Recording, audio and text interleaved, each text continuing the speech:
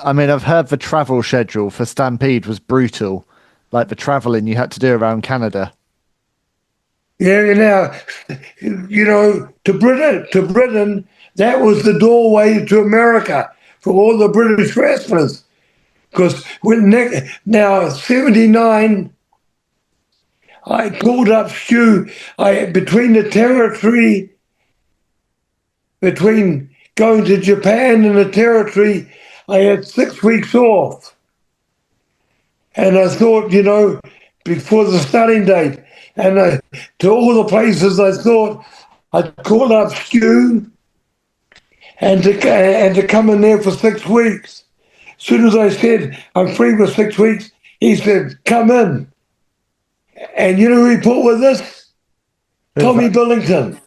Yes, okay. Yep, Dynamite Kid. Tommy was on. Oh yeah, when we left Calgary, me and Butch, when Mongolian Stomper went, and that all the heels, Abdullah 350, John, I can't think of his name. He was no, Abdullah's 375.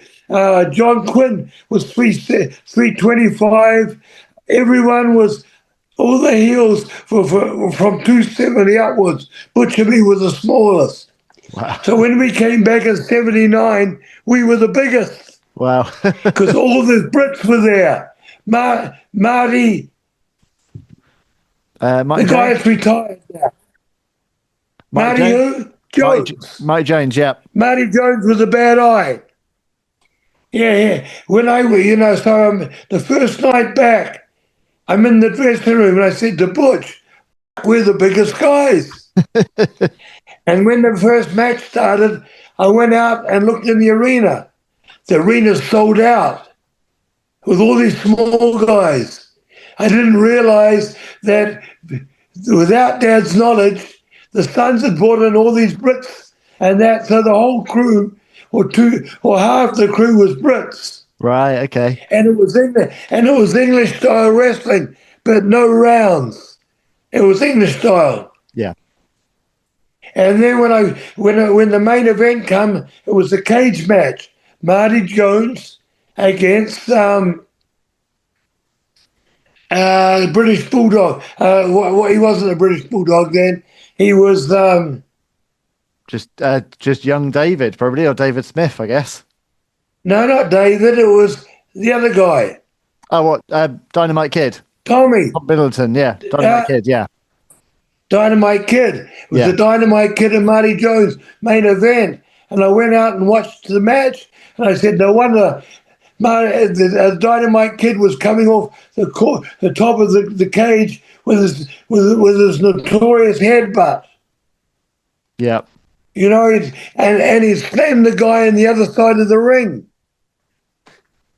That's how far he came across the ring. Incredible. He slammed the guy near the other corner and dived across that ring with that big, airy headbutt. Amazing. And that's how Benoit copied him down to a T. Mm-hmm. And that's why he had so many head issues. He died. That's what he caused him to go crazy. Yeah. When they did it, they opened his brain up and saw it. It was completely a mess from trauma. Yeah. That's a Yeah, so yeah, God bless him too. Tommy. So anyhow, when we came back, we toured with Tommy. And of course, the manager there was an old guy from Wigan. He came over in the 60s, the guy from Wigan. not sure who that would have been. He was a shooter way back then. Okay. I forget his name. And every night, Dynamite Kid was a hell of a rubber. We'd get him drunk, shave his eyebrows, would dye his hair blue. Every night. In the hotel room, they would move. If there was a drink machine in the hallway, he'd get someone to help him. And the Dynamite Kid would get this guy, I'm going to think of his name. It's a big name in wrestling. And he move the drink machine across the front of the door and get the guy drunk. So when he came to his room at 3 o'clock or 2 o'clock closing, he couldn't move the couldn't move the drink machine. He would get another key for his room, open his room, take the mattress off, put it in the bath, and fill the bath up with water. Yeah, Tommy Billington. Fucking, Character. if I mention his name, the manager, I got to look it up. When I get off the phone, I'll look it up Sure and thing. text you.